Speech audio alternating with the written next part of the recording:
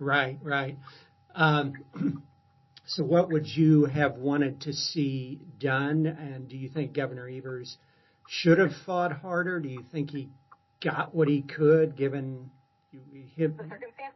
Yeah, given the circumstances. I think that he got what he could, but the trade-off also is extremely concerning. The trade-off was these policy changes.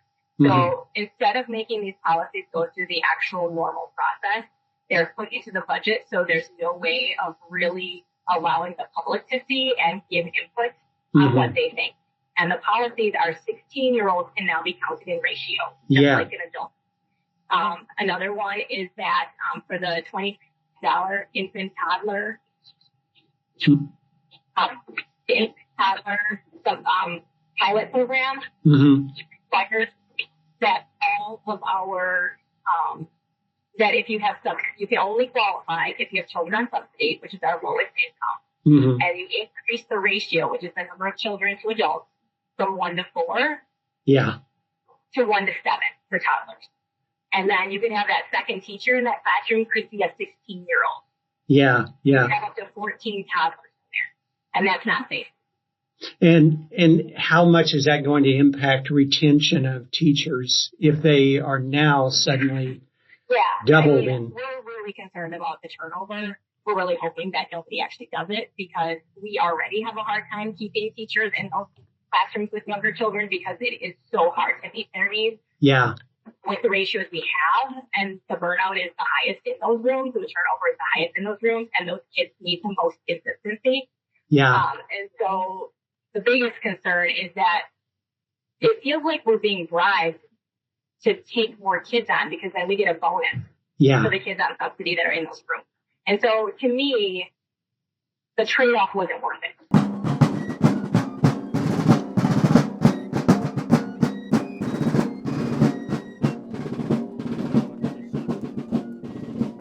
For the first time ever, Wisconsin is giving money to its childcare industry, but it's not enough.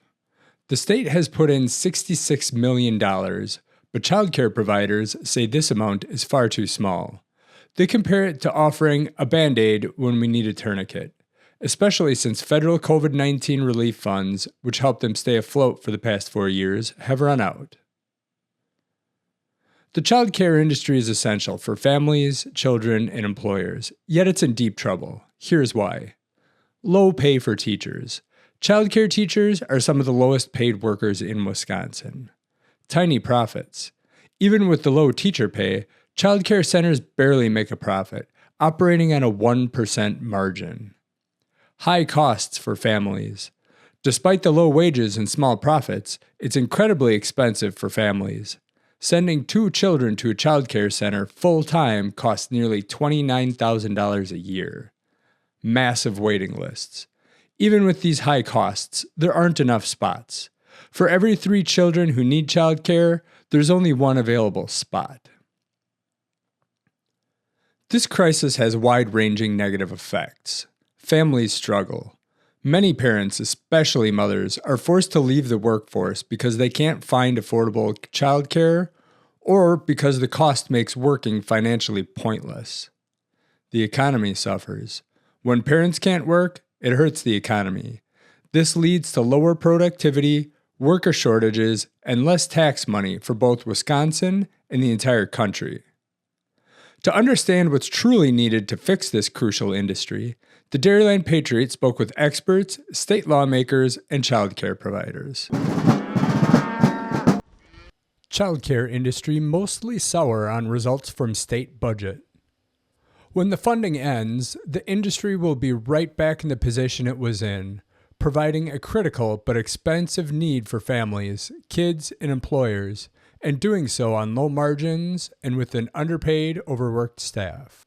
The highlights: Wisconsin included a $66 million allocation for childcare in the 25 to 27 state budget, the first time the state has funded childcare directly. Many in the industry see it as too little, too temporary, and attached to harmful policy changes. It replaces expiring COVID-era stabilization funds, but offers less support overall. Deprive someone of something long enough and they become grateful for any scrap you might toss their way. Soon enough, though, that gratitude turns to resentment. That seems to be the general attitude of the childcare industry after Wisconsin, for the first time ever, ponied up state dollars to support providers. Negotiations in the 25-27 state budget ultimately yielded a total of $330 million, mostly federal dollars, for an industry that desperately needed a lifeline, though all agree that the line only reaches so far and leaves childcare in Wisconsin still on life support. Only $66 million of that total is state funds. It kicks the can down the road, said Corrine Henderson, owner of Corrine's Little Explorers Learning Center in New Glarus, and one of the founders of Wisconsin Early Childhood Action Needed, WeCan. It's actually less than what we were getting from the expiring COVID relief child care stabilization subsidies. And then there's a finite ending. A lot of it is actually the interest money that our state has earned on the Federal American Rescue Plan, ARPA, funding. And so it's not even really state money, and it's not renewable. The money also comes with strings attached, specifically demands for changes in several child care practices that experts warn are harmful to kids and place a greater burden on an already overstrained industry. Those include greater child-to-teacher ratios, the lowering of the minimum age for teachers to 16, and a new initiative called the Get Kids Ready initiative that could become a financial drain on centers. Of that $330 million, $110 million, ARPA interest money that expires next June, is direct payments to child care providers. $123 million is subsidies for parents. $28.6 million for federally funded subsidy bonuses to providers who agree to a new pilot program for infants and toddlers. And $66 million, the only actual state dollars, goes to fund the Get Kids Ready initiative, which is designed to improve 4-year-old classroom readiness. The family subsidies portion is also federal dollars and comes from the Child Care Development Block Grant and temporary assistance for needy families. But the maximum amount per family will not increase until the next budget, meaning that as rates increase, affordability will decrease. I'm sort of in the middle on this, said Julie Stoffel of Cradle to Crayon's Learning Center in Kimberly. It's hard not to ignore that this is historic that the state is giving us money and in this political climate. I know it's not ideal, but we got another year of these bridge payments to at least sustain where we're at so that hopefully we can, not have to increase rates drastically and to keep our staff where they are so we're not losing staff.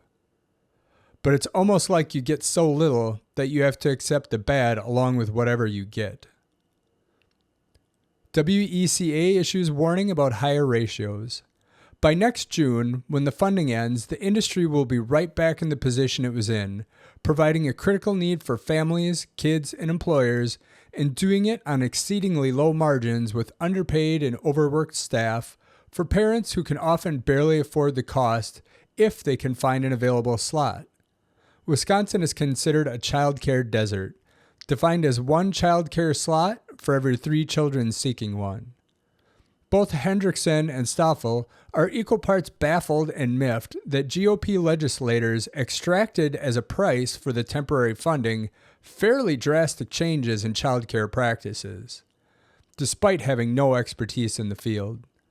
The biggest demand comes via the $28.6 million pilot program for toddlers and infants that offers subsidy bonuses for providers who agree to an increase in child-to-teacher ratios from 4-to-1 to 7-to-1, something the Wisconsin Early Childhood Association Center for Policy Research and Engagement says leads to everything from greater safety and supervision risks to higher stress and burnout for staff, among other things.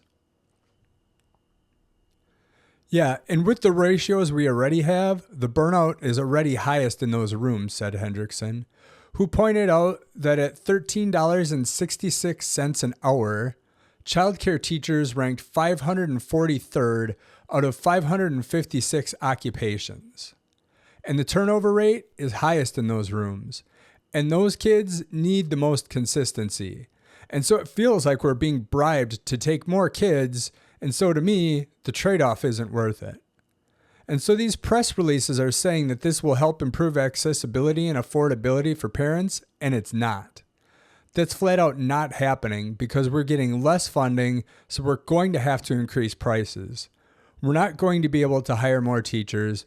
We're not going to be able to open more classrooms.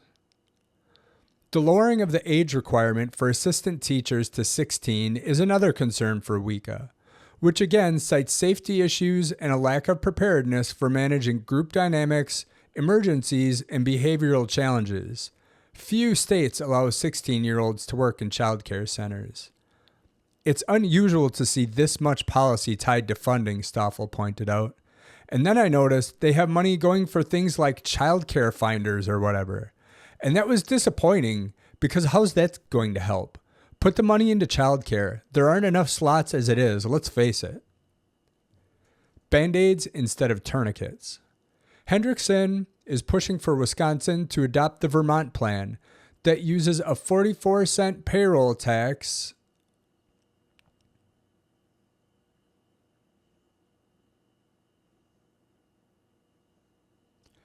Hendrickson is pushing for Wisconsin to adopt the Vermont plan that uses a 0.44% payroll tax to help fund childcare. The results have been promising. The payments to childcare programs are about double what they were, which has increased available slots by 1,000 and programs by about 100. Many of those in the even more desperate rural areas, while the cost to parents have gone down. Small businesses were big proponents of the program because they benefit greatly from available childcare. Until that happens, though, Stoffel and Hendrickson are hoping that the 2026 elections bring into power people who understand how critical childcare is and are willing to provide the necessary funding. Democrats offered $480 million in April that was rejected by GOP legislatures, who in the past have offered tax credits to families in lieu of direct funding to the industry. Simply put, the 2025-2027 biennial state budget failed children overall, said Representative Lee Snodgrass, a Democrat from Appleton. Whether it be failing to meet funding needs for public schools or the childcare industry, this budget offered only Band-Aids when we needed tourniquets. That $110 million does not cover the needs formerly covered by Child Care Counts, the name of the ARPA-funded Child Stabilization Fund. These funds will expire in June 2026, putting providers right back in the situation they're currently in, raising tuition for families or reducing pay or benefits for their staff. That would further lead to folks leaving the field and providers without the staff needed to keep their doors open. For Hendrickson, who in conjunction with WeCan, Wisconsin Public Education Network, and the Main Street Alliance, will spearhead a Time's Up rally in support of childcare in Madison starting at 9 on July 11th. Time really is running out. Where does this leave Little Explorers? I know when I heard you speak in Hortonville, you were pretty dour on the future for you all. Does this provide any, at least temporary, nothing? Okay. No, I actually have lost 3 children already in the last 3 months because of my rates, and I'm going to still have to increase my rates by $30 a month. So I have not had anybody calling that is not pregnant or has an infant, and so I likely am closing. I'm so sorry to hear that. And is there any opportunity if the Democrats retake the House and Senate in 2 years that they can revisit this and in the next budget reallocate for this? Absolutely. The new budget, they can always do something. There's also the opportunity between now and when they're gavelled out in March that if things don't improve and programs are still closing and parents are still being outpriced and employers are still losing employees, they could go back and they could do separate legislation. Yeah. There's nothing stopping them. And that's actually what we're planning on doing going forward. Is July 11th, our Time's Up is still going to be us asking for the remainder of the funds. Okay. I was just going to ask you. And we're also pursuing different long-term sustainable ways of funding childcare without it necessarily being all on the taxpayers.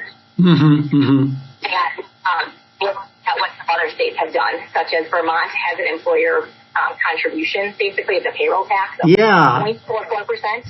We're looking at that. We have gotten more data on it. Now we just need to find some representatives ready and willing to draft the legislation and introduce it. With funding gone, childcare owners warn of dire future. A survey estimated 1,000 centers around the state will close, nearly 1 in 4, and 30,000 more openings will go unfilled. 40% anticipate raising tuition 35%. 75% will have longer waiting lists, and 40% will have to close some classrooms. Mention infrastructure, and what likely pops into your head is a road or a bridge or maybe a utility or broadband cable. If someone offered childcare as an example of infrastructure, though, you might find yourself scratching your head. But inasmuch as infrastructure refers generally to the foundation and structure on which more visible systems operate, it's hard to argue that childcare doesn't fall into the category. If, more narrowly, you define infrastructure as one of the underpinnings of our social and economic cohesion, you have an even stronger case to make for childcare. It's a debate that has been ongoing for decades, but in June 2025, it has taken on an urgency which everyone says they feel, even if policy-wise, that isn't being reflected. On July 11th, Wisconsin, short of a last-minute amendment to the state budget, will cease funding for child care counts, bringing to an end 4 years of COVID relief subsidies, which all available data suggest has helped hundreds of child care centers survive. That leaves it up to the state to provide ongoing support. Wisconsin has been operating over the past 2 years on Governor Evers' $170 million emergency funding, which also came from ARPA money. Democrats in May offered $480 million to shore up the industry, and Governor Tony Evers included it in his budget proposal. But GOP lawmakers removed it, and now people who work within the industry, many of them owners of child care facilities themselves, are warning of dire consequences. As funding for the state's child care facilities dwindles and accessibility for families shrinks, it is absolutely essential that we invest in our children, families, communities, and economy, says Representative Lee Snodgrass. Childcare impacts everyone. Crisis mode. Missy Hughes, Secretary and CEO of Wisconsin Economic Development Corporation, warns of ripple effects, especially given that the state is currently in a workplace crunch with a shortage of workers. Without affordable access to childcare, parents are staying home. They're not contributing to the economy, their income is probably less, and then businesses don't have access to that workforce, she says. Childcare didn't just now reach this crisis point. It's been a looming issue for years, not just in Wisconsin, but across the country. With more two-family incomes necessary to make ends meet, childcare poses a more urgent need than ever, and the influx of federal relief dollars following COVID was always just a temporary fix. Those COVID relief dollars put us in a really great position to be able to help pay our teachers more, says Julie Stoffel. I mean, staffing has always been an issue, so I always say to people, long before COVID happened and we received the stabilization fund, childcare was already in crisis mode. We run on razor-thin margins, and we're trying to make the budgets balance, which is always difficult. We only have so many spots we can fill. So when that money came through, we were able to bump up some wages and freeze rates for some of the families. But mostly, it was about being able to keep staff. Most businesses are generating huge revenue, but for us, it's just break even. I always say we are a for-profit industry, but we are usually running like a non-profit. You can clearly see the crisis in the numbers. Wisconsin is considered a childcare desert, defined as one available childcare slot for every 3 children. In some rural areas, that number is 1 for every 5. There are 4,400 childcare centers of one form or another in the state. More than 6,000 have closed over the past decade. 64 have closed in Outagamie County in that span, with only 98 remaining. These numbers mean little unless you understand what it means for parents. Across the state, there are 117,000 slots unfilled due to the shortage of centers and teachers. Outagamie County currently has a shortage of 5,900, meaning parents of nearly 6,000 children are on a waiting list for an opening, if they can even afford it. It is estimated by the bipartisan ChildcareGap.org that the Wisconsin economy loses as much as $6 billion a year due to this inability to fill child care slots. Outagamie County loses $188 million.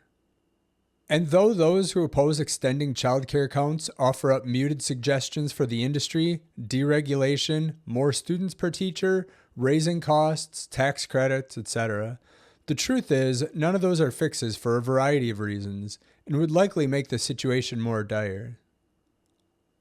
Ripple effects. The cost per year for 2 children in a typical child care center is nearly $29,000. Thus, raising prices is unsustainable, and in an industry that gets by on a mere 1% margin, lowering them is impossible. Wages are so low for teachers. At an average wage of $13.66 an hour, childcare teachers rank 543rd out of 556 occupations. That they need to grow, not shrink. And it is grueling, demanding work.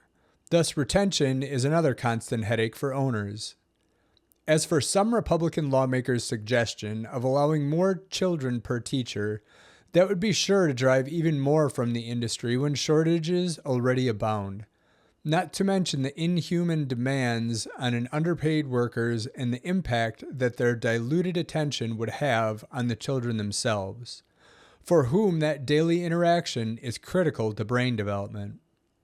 This is how the childcare industry becomes infrastructure. Without it, whole systems have to adapt.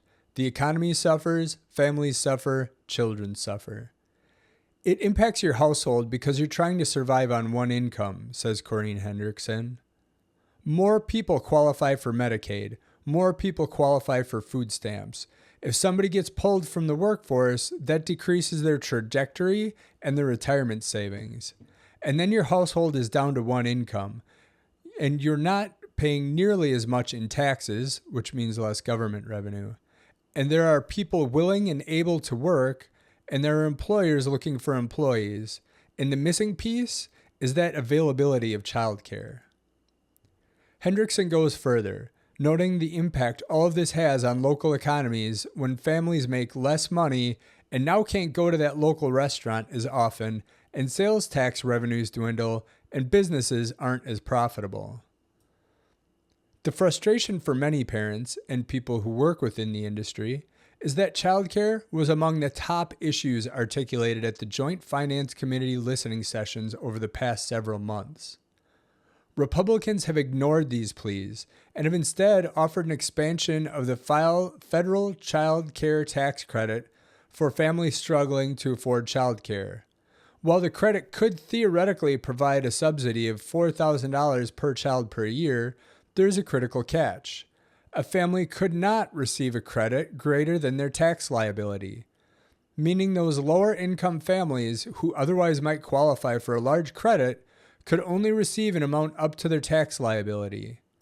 Child care industry experts told the GOP that the plan was woefully inadequate and furthermore failed to address the critical teacher shortage. We've done everything we were told to do, Hendrickson told the Wisconsin Examiner in May. We showed up, we shared our stories, and still lawmakers voted to cut child care from the budget. No plan, no replacement, no respect. While the GOP continues to refuse to fund child care, area Democratic legislatures are pushing hard. Child care is the infrastructure of our economy. It's the industry upon which all other industries rely, says Senator Chris Dassler-Alfheim. Renewing the Child Care Stabilization Fund will pay for itself in the long run, and it's an essential piece of the puzzle when it comes to addressing the current childcare crisis. Allowing it to expire will have catastrophic consequences, not just for the providers and the children and families they serve, but every single industry in Wisconsin.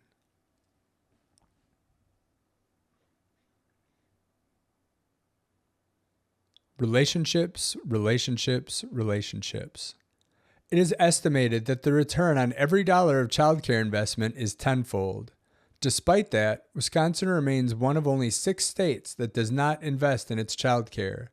Hendrickson points out that the $480 million proposed by Democratic lawmakers represents just a small fraction of the state's nearly $5 billion surplus, but it would make a huge difference. Just 10% of that surplus would completely stabilize our industry and provide early education teachers with a $10 an hour rate increase to $23, she says. We understand money doesn't grow on trees, but we're not asking for a handout. We're asking for investment in Wisconsin's future.